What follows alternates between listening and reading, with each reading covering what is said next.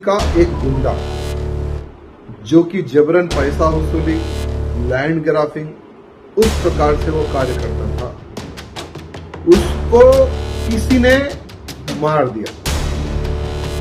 तो टीएमसी के गुंडे जो मुसलमान हैं, वो लोगों ने निर्दोष हिंदुओं को टारगेट किया, घर को लॉक करके 7 जनी को एक जगह जिंदा जलवा दिया और 3 जनी को जिंदा जलवा दिया। द इंडियन खबर, सच आपके सामने। नमस्कार, आदाब, मैं रजा अंसारी और आप सभी का स्वागत है द इंडियन खबर पर। पश्चिम बंगाल के बीरभूम में जिस तरह की घटना, जिस तरह की वारदात 22 मार्च को हुई है, उसके बाद इस वारदात ने पश्चिम बंगाल के लॉ एंड ऑर्डर की सारी पोल खोल कर रख दी है। पश्चिम बंगाल के बीरभूम के रामपुर हाट के एक गांव है जिसका नाम है बोक्तोई। उस विलेज में लगभग 10 लोगों को जिंदा जला दिया गया और 10 लोग इस हालत में सामने आए कि उस तस्वीरों को अगर आप देखेंगे तो दिन में आपको जो है होश खो सकते हैं और दिन में जो है आप बेहोश होकर जमीन पर गिर सकते हैं। कभी उत्तर प्रदेश में, कभी दिल्ली में, तो कभी दूसरी जगहों पर जिस तरह से मामला सामने आ रहा है, उसके बाद अब पश्चिम बंगाल में रामपुर हाट में जिस तरह की घटना हुई है, माननीय मुख्यमंत्री ममता बनर्जी उस जगह पर पहुंचती है। 5 लाख रुपए का कंपनसेशन का ऐलान किया जाता है, 2 लाख रुपए पर घर बनाने के लिए जो है पैसे देने की बात की जाती है, मगर जिन 10 लोगों को जिंदा जला दिया गया उस पर जो है किसी तरह की क्या कार्रवाई होगी वो देखना बहुत महत्वपूर्ण हो चुका है। फिलहाल जितने भी पुलिस ऑफिशियल थे उनको जो है छुट्टी दे दी गई है, इन्वेस्टिगेशन हो रही है। भारतीय जनता पार्टी की ने भी और दूसरे जितने भी यहाँ के विपक्षी दल के लोग हैं, उन लोगों ने भी जो है इस पर फेयर इंक्वायरी की मांग कर दी है।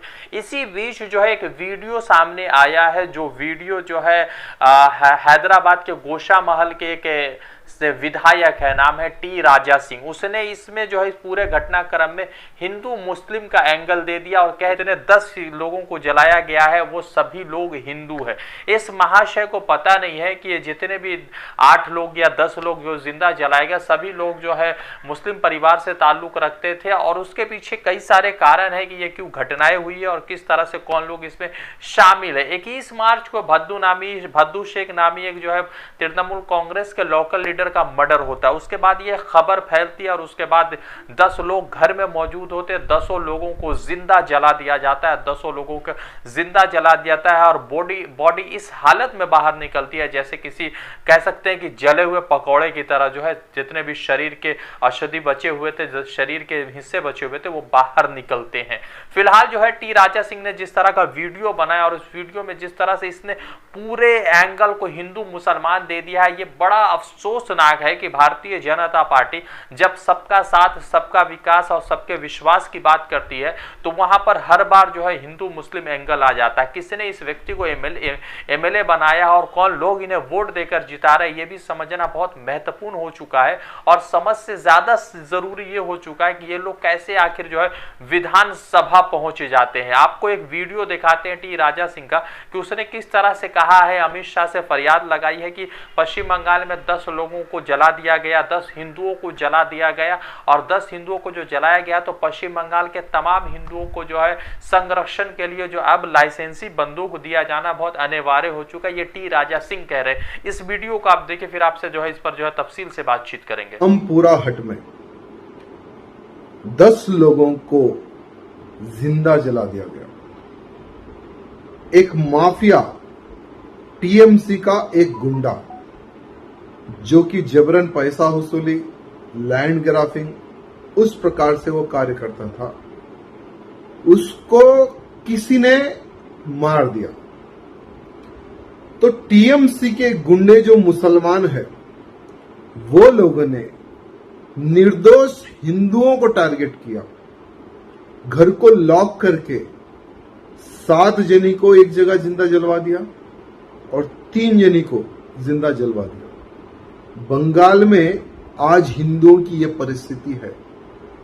मैं अमित शाह जी से ये हाथ जोड़कर निवेदन करना चाहूंगा कि बंगाल में बसे हुए हर हिंदू को, हर हिंदू परिवार को गन लाइसेंस दे दे आत्मरक्षा के लिए। नहीं तो कश्मीर में जिस प्रकार से हिंदू एवं हिंदू पंडितों को भगाया गया, मारा गया, काटा गया, उसी प्रकार से आने वाले समय में ये घटनाएं बंगाल में ज्यादा बढ़ सकती है, क्योंकि बांग्लादेशी मुसलमान, रोहिंग्या मुसलमान, पाकिस्तानी मुसलमानों की संख्या बंगाल में ममता बनर्जी के तत्वाधान में उनकी संख्या ज्यादा से ज्यादा बढ़ रही है बंगाल में। तो ऐसी स्थिति में बंगाल का हिंदू सुरक्षित नहीं रहेगा। तो मैं निवेदन करना चाहूंगा हमारे अमित शाह जी से, जो हमेशा से राज्य की सुरक्षा के बारे में सोचते हैं, भारत देश की जनता की सुरक्षा के बारे में सोचते हैं, तो बंगाल की जनता भी आज ये चाहती है कि हम अगर सुरक्षित रहना है तो हमारे लिए सरकार कुछ विचार करे। तो मैं उन जनता की ओर से ये निवेदन करना चाहूंगा कि हर हिंदू परिवार को गन लाइसेंस दे एवं गन प्रोवाइड कराए।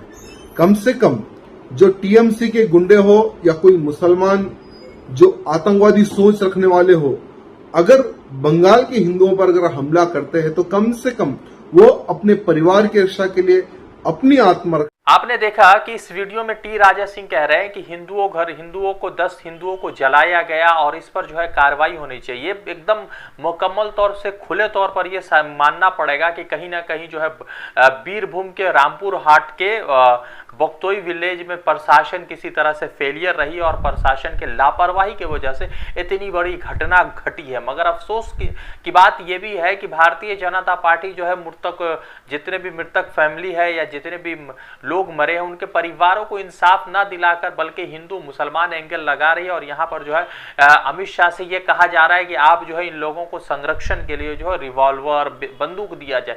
अफसोस की बात है कि ऐसे लोग विधानसभा पहुंचते और इस तरह की बातचीत करते हैं।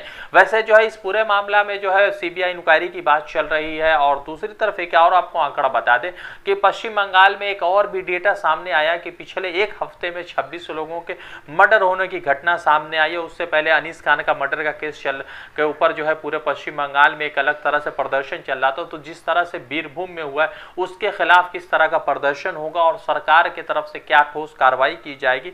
साथ ही साथ ममता बनर्जी ने यह भी कह दिया है कि जितने भी जो है कल्प्रिट है उनको बख्शा नहीं जाएगा। पुलिस जो है हर मामले के तह में जाकर इन्वेस्टिगेट करेगी और हर मामले के तह में जाकर जितने भी दोषी है उनके खिलाफ कठोर कार्रवाई होगी। मगर भारतीय जनता पार्टी का ये स्टेप कहीं ना कहीं लोकतंत्र के या कह सकते हैं कि जिस तरह से पश्चिम बंगाल में लॉ एंड ऑर्डर या ममता बनर्जी के इस लॉ एंड ऑर्डर के नाकामी की वजह से जितनी बड़ी घटना सामने आई है उससे तो ये भी हो चुका है कि कहीं ना कहीं भारतीय जनता पार्टी इस पूरे लॉ एंड ऑर्डर की घटना को या इसके फेलियर को जो है अपने पॉलिटिकल मंशे के लिए यूज कर रही है और पॉलिटिकल मंशे के लिए जो है इस्तेमाल कर रही है। रज़ा अंसारी की रिपोर्ट, द इंडियन खबर के लिए। वीडियो अच्छा लगा तो दोस्तों के साथ शेयर करें और अपने दोस्तों को जो है शेयर करें, चैनल को सब्सक्राइब करें। धन्यवाद।